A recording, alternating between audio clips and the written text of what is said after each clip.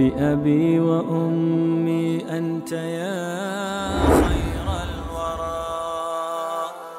وصلاة ربي والسلام معطرا. هذا سائل يقول: هل الأحمدية يعتبرون كفار؟ نعم بلا شك. من اعتقد أنه يأتي بعد رسول الله صلى الله عليه وسلم نبي فهو كافر. الله جل وعلا يقول: وخاتم النبيين.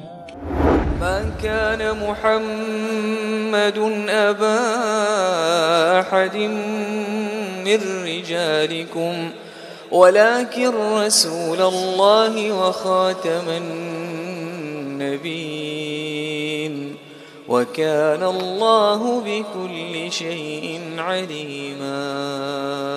يعني محمد صلى الله عليه وسلم، النبي صلى الله عليه وسلم يقول: أنا خاتم النبيين لا نبي بعدي.